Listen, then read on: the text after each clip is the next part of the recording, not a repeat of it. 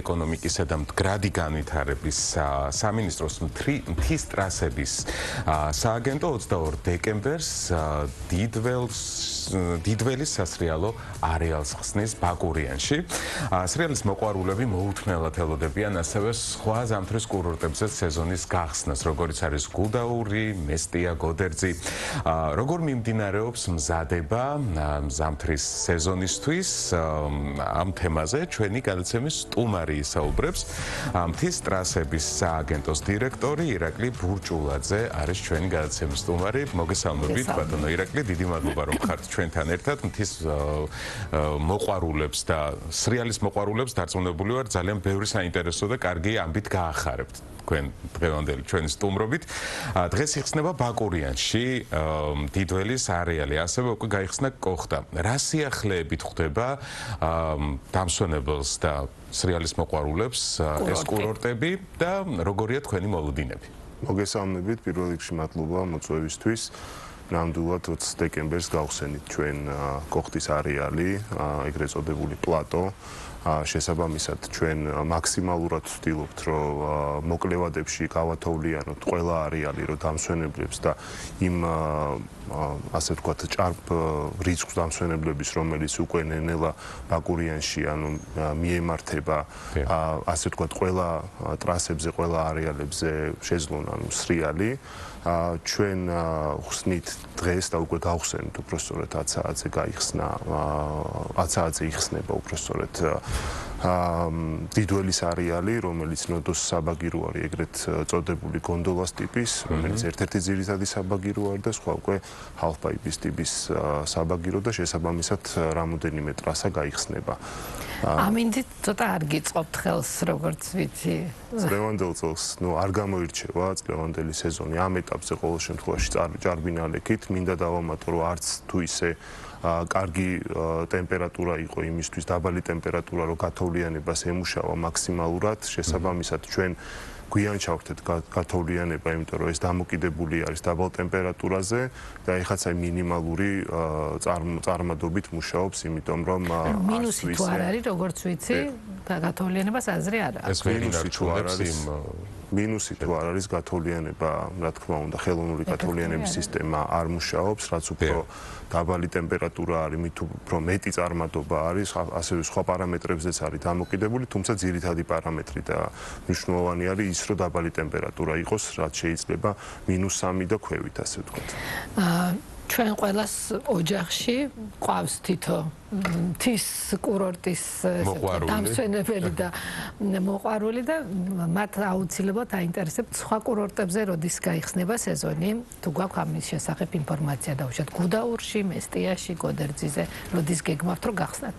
ჩვენ დაანონსებული გვაქვს 27 დეკემბრიდან სხვა კურორტების გახსნა, თუმცა ნალექი არ გვიწყობს ხელს, ანუ თოვლი არ არის კურორტებზე.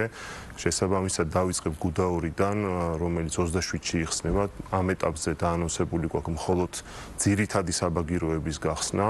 ყველაფერს ვცდილობთ იმისთვის, რომ იმ ტრასებზე გათოვლიანება და ასევე მოლოდინი გვაქვს, რომ შეიძლება თოვლიც მოვიდეს და მაქსიმალურად სწრაფად და ეფექტურად გავხსნათ ტრასები, რომ ვიზიტორებმა შეძლონ სრიალი. თუმცა თუ ეს არ მოხერხდა, იქნება გახსნილი საბაგიროები ვიზიტორებისთვის, იმიტომ რომ კერძო სექტორისგან ვიცით, რომ საკმაოდ ბევრ დამსვენებელს ელოდებიან, ბევრი ჯამშნები არის და აქტიურობა მაღალი არის გუდაურში. ყველა კურორტზე ფაქტობრივად იგივე სიტუაცია არის. სვანეთშიც ჰაწვალის არეალი გაიხსნება 27-ში, თეთრმუძე ჯერ არ ვიცით, იმიტომ რომ შესაბამისად აქაც ნალექს ველოდებით მოხდეს. ზოგადად რას ამბობენ სინოპტიკოსები თუ თანამშრომლობთ ამ მიმართულებით, როგორი სეზონი გველოდება?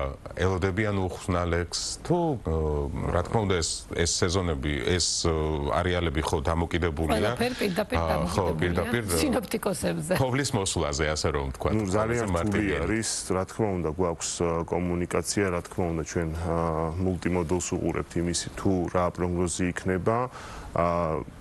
ძალიან რთული არის, რომ ერთი თვის შემდეგ ივარაუდო რა იქნება, თუმცა არც თუ ისე სახარბიელო პროგნოზი არის, ორი კვირის პროგნოზი, რომელსაც ჩვენ სხვადასხვა, ასე ვთქვათ, საშუალებით ვიღებთ და ამიტომ რთული არის ამის საუბარი, თუ როგორი სეზონი გვექნება წელს. გარდა დაუშვათ საბაგიროების, აი როგორ მოემზადა მთის კურორტების სააგენტო დაუშვათ აი ამ სეზონისთვის.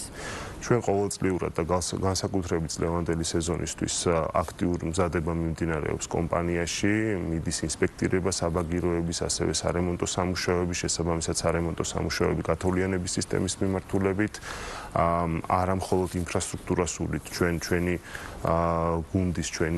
გუნდის წევრების, როგორც არის სამაშველო, თუნდაც ეს სალარო გადამზადება მიმდინარეობს წლის განმავლობაში, მუდმივი ტრენინგები ჭირდებათ ამ ხალხს, რომ ბევრად უფრო ეფექტურად შეძლონ მუშაობა და შესაბამისად იმ ჭარბ-რაოდენობას, რომელიც ყოველწლიურად ჩვენ მასპინძლობთ კურორტებზე, რა თქმა უნდა, შესაბამისად რომელიც მზარდი არის ყოველწლიურად, წინა წელს მაგალითად 20%-იანი ზრდა ჰქონდა დაახლოებით, წელსაც ვიმედოვნებ და რა თქმა უნდა ეს ნალექიც, ანუ და თოვლიც თავის ეფექტს გამოიღებს, ვიმედოვნებ, რომ იქნება. ქონია ესეთი წლები, თავიდან დაწყებულა, რა თქმა უნდა, უნალექოთ, თუმცა მერე უკვე იანვარი-თებერვალში უხვინალექი ყოფილა და შესაბამისად, როგორც იტყვიან ეს. ისე ყოველწელს ესეა, რომ რაღაცნაირად ესე იკრებს ძალას და შემდეგ ყოველთვის ძალიან კარგი სეზონი გამოდის ხოლმე. ასევე ვისაუბროთ პანორამა ფუნიკულიორზე, რომელიც დიდოლზე გაიხსნება. რას ნიშნავს ეს რამე მოწყობილობა, ესეთი რამე ტერიტორია თუ აი რომ მოგვიყვეთ ამის შესახებ? დიდველის არეალში ჩვენ წლების განმავლობაში ანუ ადრე ფუნქციონირებდა ეს საბაგირო, თუმცა წლების განმავლობაში გარკვეული სირთულის და გამოწვევების გამო ამ საბაგიროს გაკეთება ვერ მოახერხეთ, ვერ აღდგა საბაგირო, იმიტომ რომ ტექნიკურ სირთულეებზე იყო დამოკიდებული. ამას უწყობს ხელს ბევრი ამინდი შესაბამისად ხელს უშლის ხოლმე, გაფუჭებული იყო როგორც იტყვიან ეს საბაგირო, პლუს კიდე ტექნიკურად ვერ ვახერხებდით ამის აღდგენას და როგორც იქნა ჩვენი გუნდის ჩართულობით, ძალისხმევით, ასევე ჩვენი ქვეკონტრაქტორების ძალისხმევით ეს საბაგირო მოახერხეთ და აღდგა და ჩვენ აი ამ ზამთრის სეზონზე შევხვდებით სიახლით 2700 მეტრზე ადის დაახლოებით, რომელსაც იშლება მთელი ბაკურიანის არეალში შესანიშნავი და ზღაპრული ხედები, ანუ ფაქტობრივად ბევრ მთას დაყურებს ზევიდან, რაც ვიზიტორებისთვის აბსოლუტურად რაღაცა ეფექტს ქმნის, საინტერესო არის, მოთხოვნა ყოველთვის დიდი არის და ვიმედოვნებ წელს ძალიან დატვირთულობით განსხვავებული საბაგირო არის. და ვინც არის რეალებს მისთვისაც ეს რაღაცა ერთგვარი ატრაქცია იქნება. საკმაოდ კარგი ატრაქცია არის ბაკურიანის დამსვენებლებისთვის და ვიმედოვნებ, რომ წელს დიდი მოთხოვნა იქნება და ბევრი ვიზიტორი ისარგებლებს ამ საბაგიროთი და ხედებით. ასევე არ შემიძლია არ შევეხო უსაფრთხოების საკითხს, მთაზე ყოველთვის არის რისკი და შესაბამისად ყოველთვის არის ამ რისკისთვის სპეციალური სამზადისი.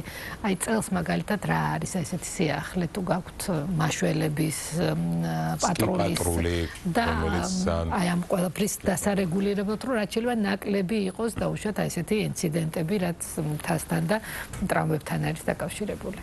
კი ბატონო, პირველ რიგში წელს საკმაოდ დიდი ჩართულობა არის საპატრულო პოლიციის, ნუ ამ შემთხვევაში ჩვენ შემთხვევაში სკიპატრულის მიმართულებით, ჩვენ არაერთი შეხვედრა ჰქონდა და განსაკუთრებით ბოლო პერიოდში ვისაუბრეთ თუ რა გამოწვევები შეიძლება იყოს ლევანდელ წელს გარკვეული ისტორიული ფაქტებით და ჩვენთან ერთად გააკეთეს საკმაოდ კარგი ანალიზი.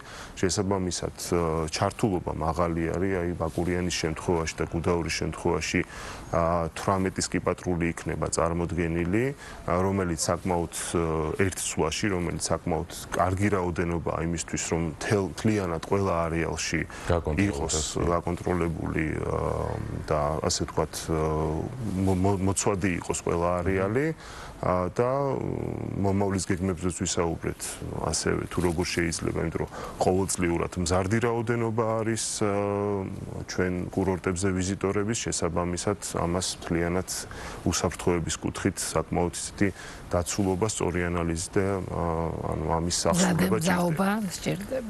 წელს ასევე როგორც ვახსენე, გადამზადებულები არიან და უფრო მეტად ეფექტურად იმუშავებენ ჩვენი მაშველები, ჩვენ საკმაოდ გამოცდილი და კარგი გუნდი გვყავს მაშველების კუთხით, 130 მაშველამდე გვყავს ყველა კურორტზე წარმოდგენილი, ასევე საზღვაო მაშველები და ჩვენ არა მხოლოდ ტრასების არეალში ოპერირებთ, არამედ ვერთვებით ტრასების გარეთაც და აქაც საკმაოდ დიდი გამოცდილება გვაქვს, რომ მთლიანად ანუ მთელ არეალში როგორც ტრასებზე და ტრასების გარეთ ჩვენ მაქსიმალური უსაფრთხოება დავიცვათ, უზრუნველყოთ ჩვენი ვიზიტორებისთვის. ნამდვილად ძალიან კარგი საქმე არის, იმიტომ რომ გასულ წლებში რაღაცა იქ ყოველთვის მესმოდა, რომ ნასვამ მდგომარეობაში სრიალი და ხო, აი ესეთი ბევრად უფრო დიდ რისკს ქმნის სხვა სრიალისთვის, ვიდრე თავად იმ ადამიანისთვის, ვინც ესეთ რაღაცას გააკეთებს, რაც ძალიან ცუდია და დაუშვებელია.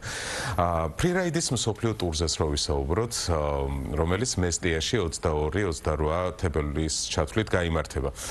აი ამ მიმართულებით როგორი სამზადისი გაქვთ და როგორია თქვენი მოლოდინები?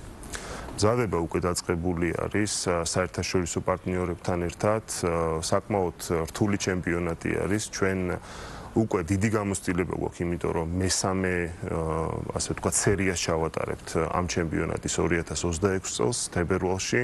მინდა ახსნა ის, რომ 22-28 თებერვალი უბრალოდ არის ამინდის პანჯარა, ერთ ყველაზე საუკეთესო დღეს ტარდება ფრირაიდის ვოლტური. ფრირაიდ ვოლტურის ღონისძიება, რომელიც არის მაღალი დონის ღონისძიება, ჩვენ ექსკლუზიურად 6 ქვეყანას შორის ვართ არჩეულები და საქართველოს სწორედ წარმოდგენილი არის. ვისაც წარმოდგენა არ აქვს ეს ფრირაიდი რო აუხსნათ რა ტიპის დაუშვათ აქტივობაა, იმიტომ რომ აქვს საშუალება რომ ამ შედარებით ახალი სახეობაა, როგორც ვიცი. შედარებით ახალი სახეობა არის, 2008 წლიდან არის უკვე და საკმაოდ ტრენდული არის მსოფლიოს მასშტაბით.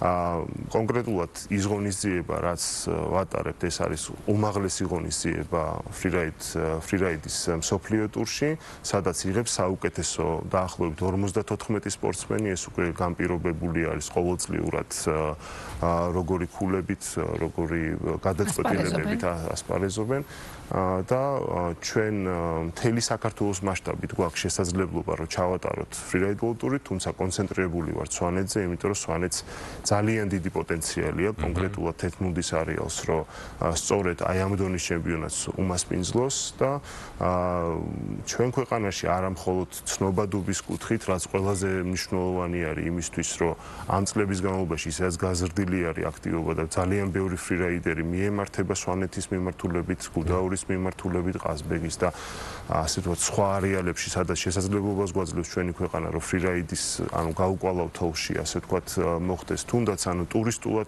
ტურისტული ვიზიტები და აი ამან ძალიან დიდი აქტივობა გამოიწვია ჩვენ ქვეყანაში აქამდე ფაქტობრივად ესე არც თუ ისე დიდი ანუ ის იყო რა ქვია ცნობადობით გამოირჩეოდა ქვეყანა, თუმცა აი ამ ხელა ღონისძიებებმა განაპირობა ის, რომ ჩვენი ქვეყანა მიმზიდველი გამختارიყო მათთვის და უფრო მეტი ტურისტი ჩამოსულიყო. ნამდვილად ჩვენი ლანდშაფტი იძლევა იმის საშუალებას, რომ ექსტრემალური ისეთი მშვიდი დაშვების, ყველანაირი მიმართულების სასრიალო არეალი გვაქვს და ამიტომ იზიდავს და როგორც ვიცი, ადამიანები, რომლებიც დაუშვათ ერთ წელს ჩამოდიან და აი ამ ადრენალინს ესე ვთქვათ იღებენ, მერე მიდიან და უცებ ტყვებიან ამის შესახებ და მეორე წელს სპინძლობას, ჩვენს ლანდშაფტს და აი ამ ყველაფერს რო და კიდევ უფრო დიდი ინტერესი იწვევს და კიდევ უფრო მეტი და მეტი ვიზიტორი მოდის მომავალ. და სწორედ აი მინდა აღვნიშნო, რომ აი სვანეთისთვის, აი ამ არეალისთვის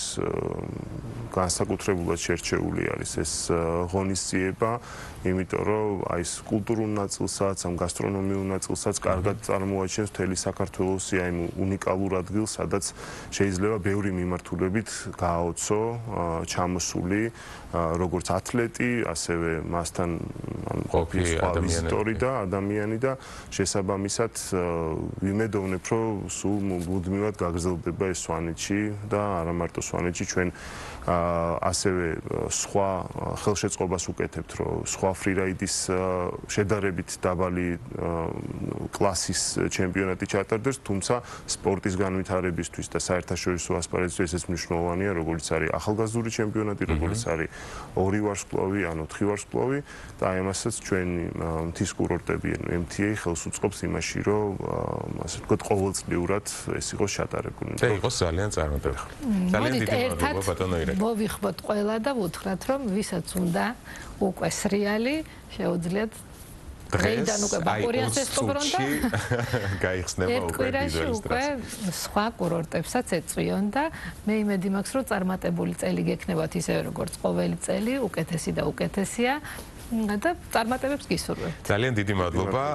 ჩვენს ეთერში საუბრობდა ირაკლი ბურჭულაძე, მთის ტრასების სააგენტოს დირექტორი და ჩვენ მგონი